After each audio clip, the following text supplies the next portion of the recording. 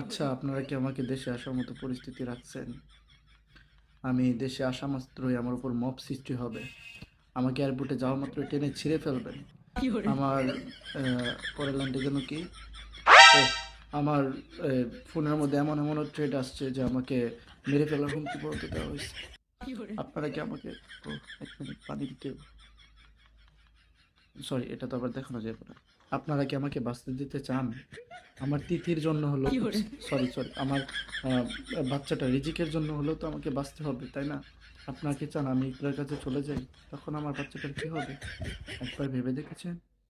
কে জানি মেসেজ দিছে, I gonna kill you, I gonna. আপনারা প্লিজ আমাকে একটু শান্তি মতে বাঁচতে দেন।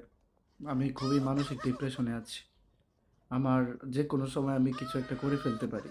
দেশে না আসার জন্যে, আমার ওয়াইফের জানাজায় না থাকার জন্যে, সব কিছুর জন্য আপনারা দায়ী। আপনারা দায়ী। আপনারা আমাকে ধ্বংস করেছেন।